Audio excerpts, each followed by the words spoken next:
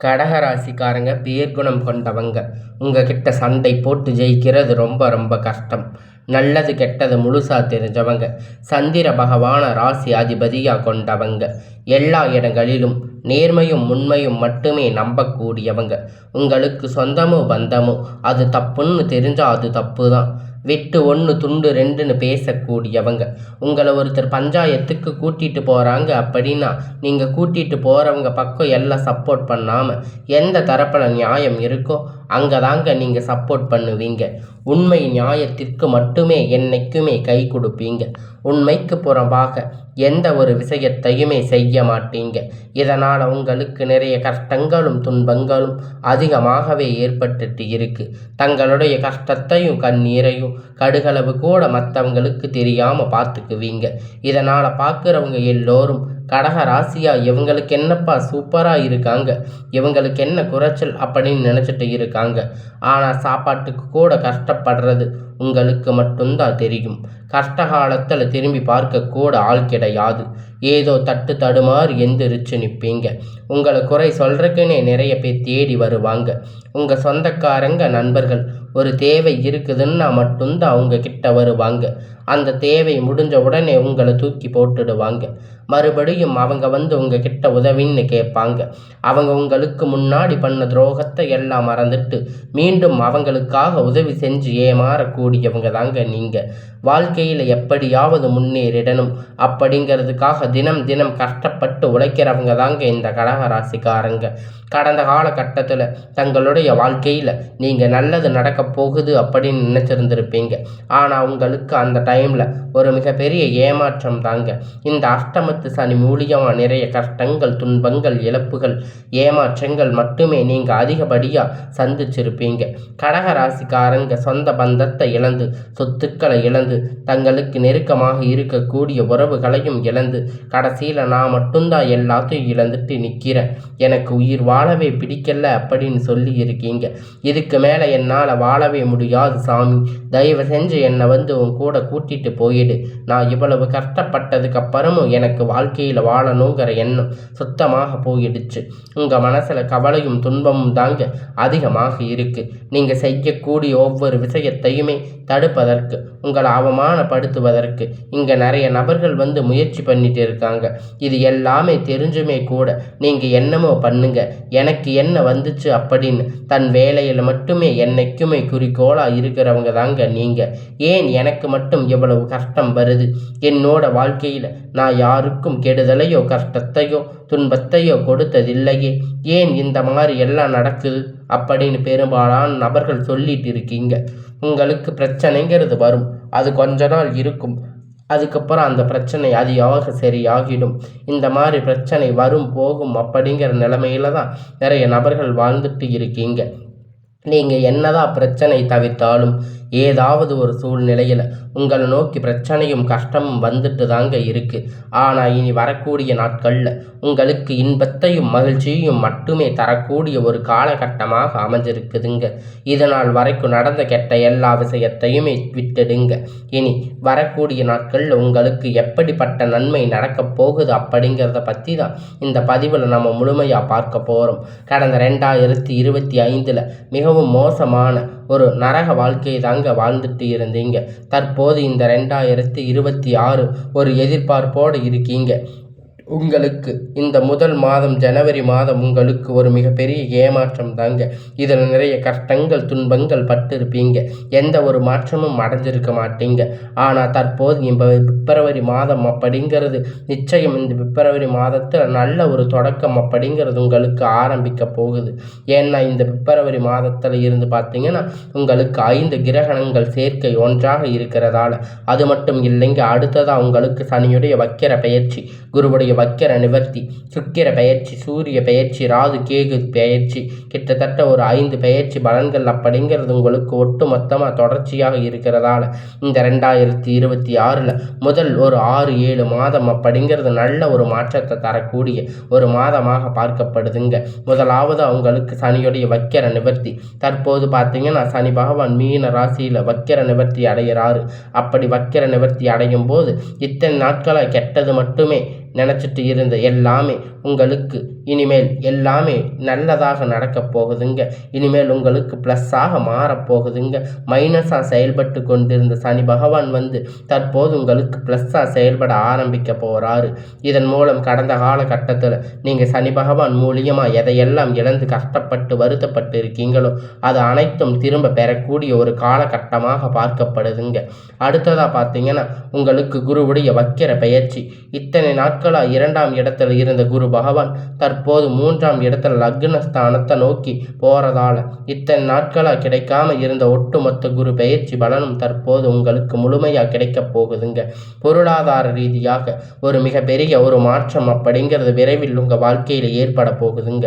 அடுத்ததாக பார்த்தீங்கன்னா சுக்கிர பயிற்சியை பொறுத்த வரைக்கும் இது 12 ராசிக்குமே ஒரு பலனாக இருக்க போகுதுங்க.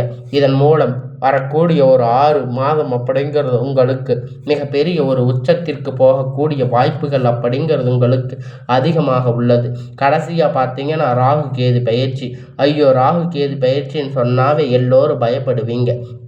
ஏன்னா கடந்த காலகட்டத்தில் 2025 இந்த ராகு கேது காலகட்டத்தில் நிறைய இழப்புகள் பிரச்சனைகள் கடந்த காலகட்டத்தில் அதிகமாக சந்திச்சிருப்பீங்க. இதே மாதிரி 2026லேயும் வந்திருக்குமோ அப்படின்னு நிறைய பேர் நினச்சி பயப்படுவீங்க. இந்த 2026 நிச்சயமாக கேது பகவான் மூலம் நல்ல ஒரு முன்னேற்றம் அப்படிங்கிறது விரைவில் உங்கள் வாழ்க்கையில் ஏற்பட போகுதுங்க. கடந்த காலகட்டத்தில் நல்ல ஒரு வேலைங்கிறது கிடைச்சிருக்காது. ஏதோ ஒரு கிடைச்ச வேலைக்கு 10,000 15,000 சம்பளத்துக்கு பிடிக்காத ஒரு வேலை குடும்ப கஷ்டத்துக்காக வேறு வழி இல்லாமல் செஞ்சுட்டு இருந்திருப்பீங்க.